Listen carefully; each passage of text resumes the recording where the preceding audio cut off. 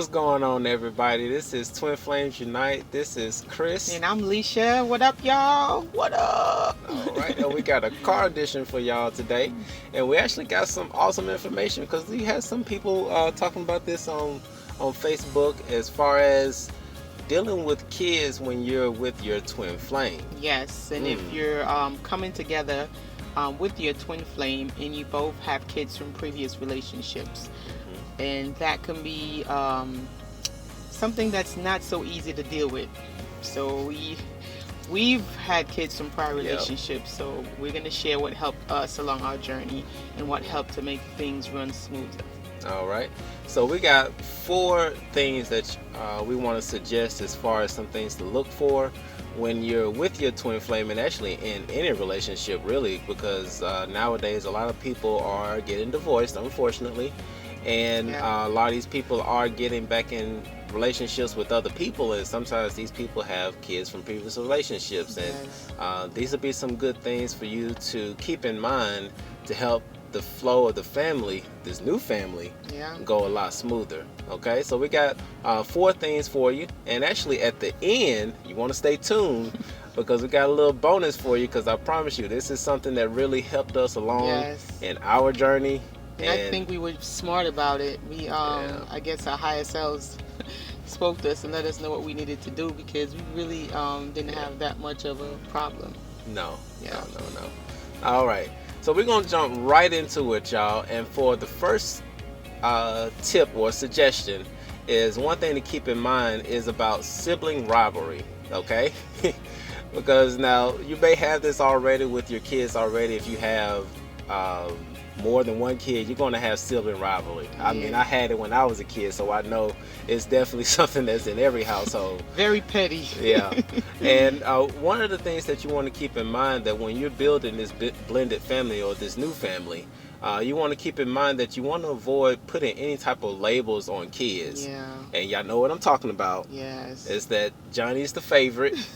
Okay, everybody know he's a football player, and he's the smartest, and he's the best kid out there. So you want to avoid doing that, because during this time of building a relationship between new families is very, very fragile. It's like a flower. You want to treat it as gently as you can.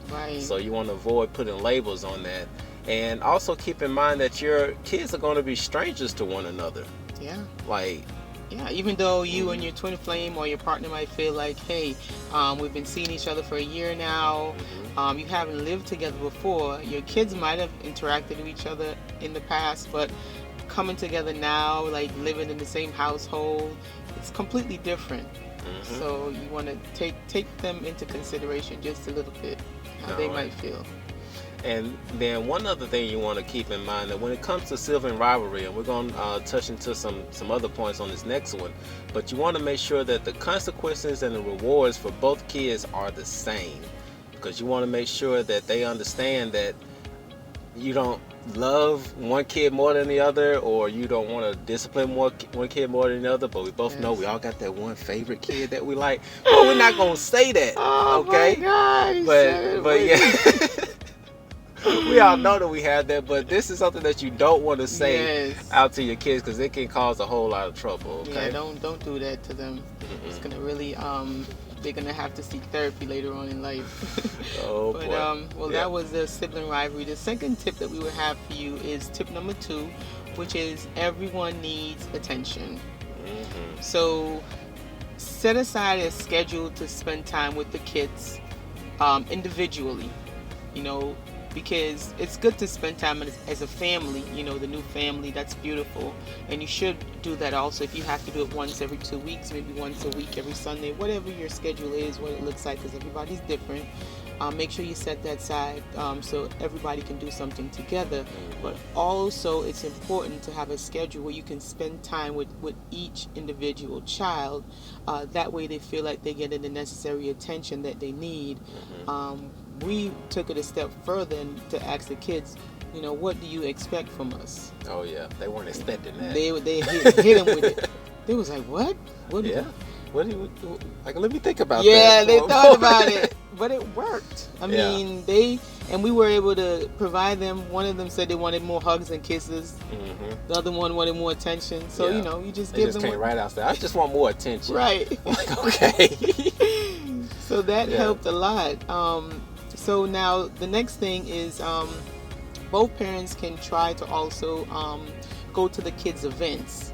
And sometimes you have busy schedules and it's hard to work around it. But if you're trying to make an extra effort to go to your kids' event and your partner's kids' event, if you can both try to go at the same time, that will help to seal the bond a little bit more, because the kids are seeing that, hey, my stepdad or my stepmom really cares about me. So that's another way that you can help when it comes to giving them attention that they need. And that leads us into the next step, which Chris is going to take over. Oh, yeah. So, just keep in mind that this is just help keeping the flow together, because once again, if you're in a twin flame relationship, it's stressful enough. Well, not always. Not always. Yeah. But you want to minimize things as much as possible. Yeah. Okay? So the next thing you want to keep in mind is that now this is a big one, okay? You want to keep in mind that when it comes to step parents, discipline can be very challenging. And if this is not something that you've discussed with your partner ahead of time, this is the time to do it now.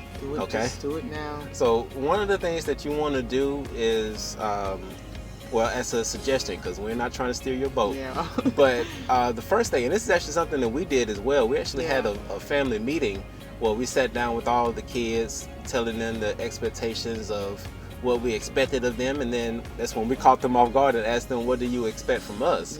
So you want to make sure that everything is laid out and that you understand exactly what the consequences are.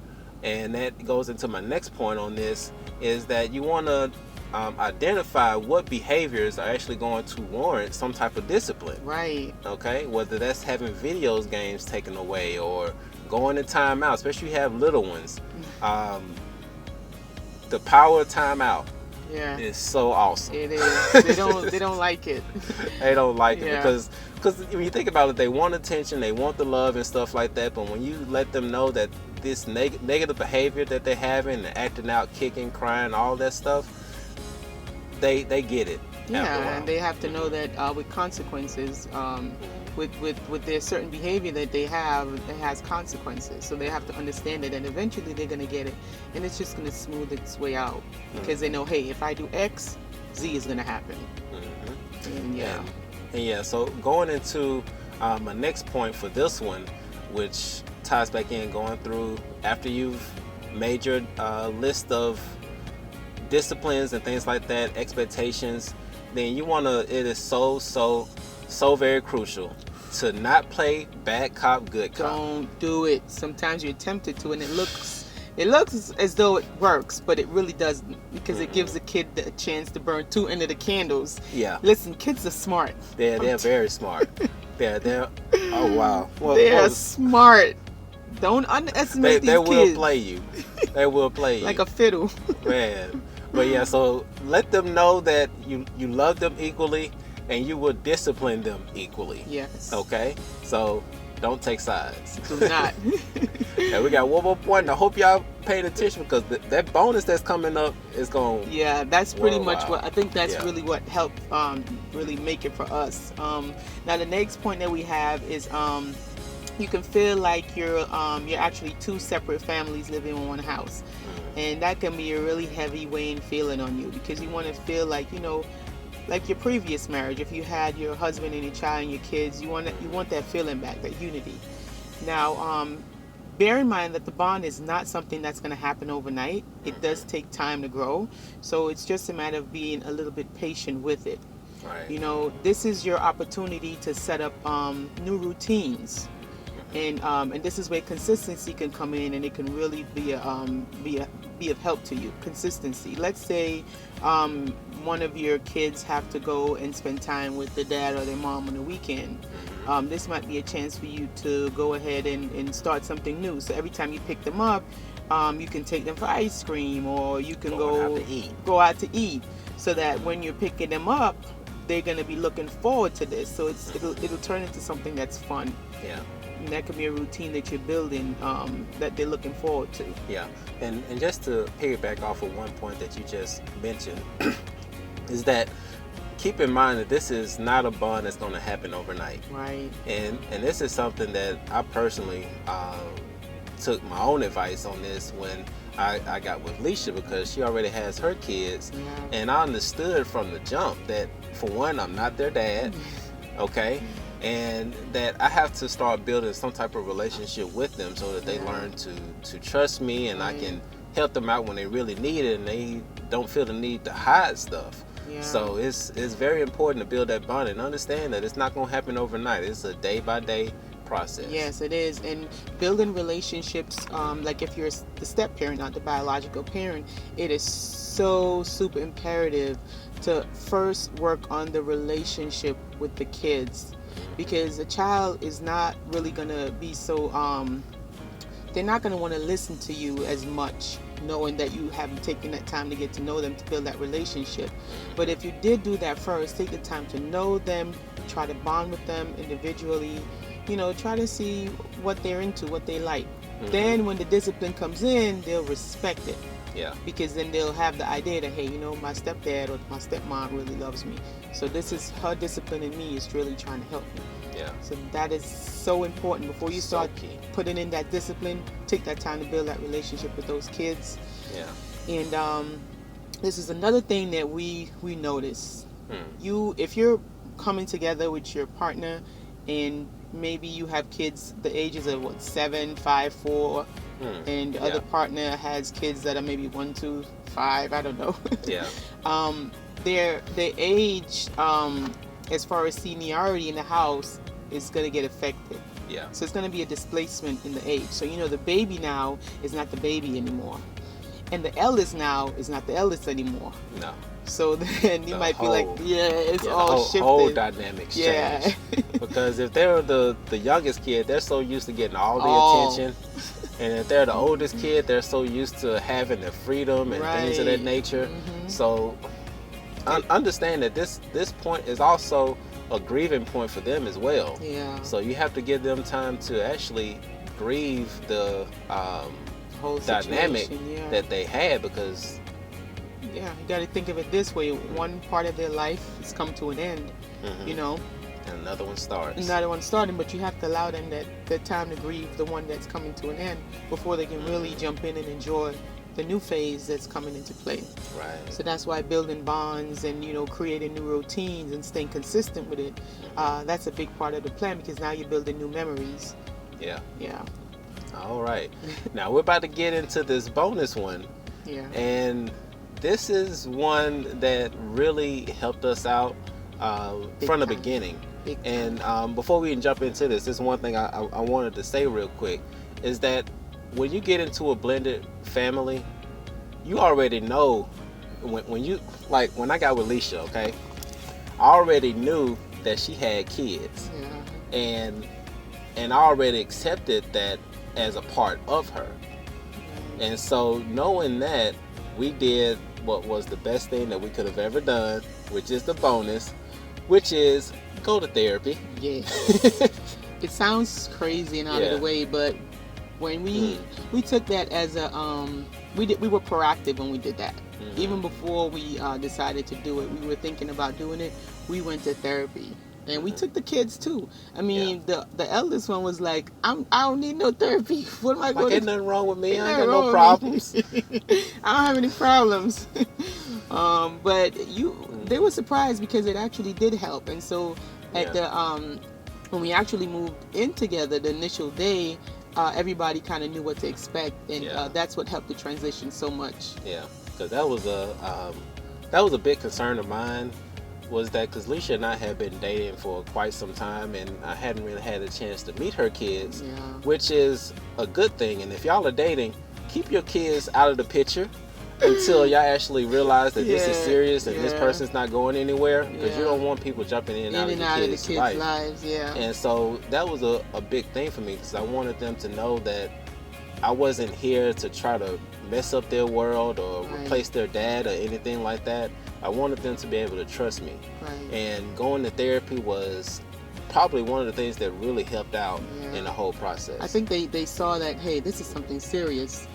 They actually, my mom or my stepdad actually took the time to go to therapy to make sure that we start off on the right foot. You know, they really did appreciate that. Yeah. So there you go, y'all.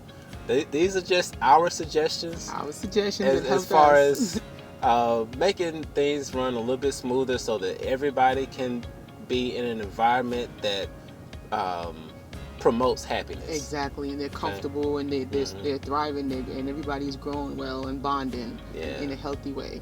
Yeah. So once again, if this video was helpful for you all, we ask that you give us that thumbs up. Okay. And if you're new to this channel, we definitely ask that you subscribe as well. Yes. Go ahead and hit that red bar, says subscribe, and also that little bell out to the right. Yeah, you want to make sure you go ahead and click on that as well, so that you can get an update for all the new videos that are coming out. Yep. And we want to thank you all so much for always liking the videos, commenting. We love y'all so much. Love you guys so much. Thank you guys, they're so awesome. Yes, they are. Yes, they are. All right. Well, we're Twin Flames Unite. Chris and Leisha. At it again. Peace out, y'all. Peace.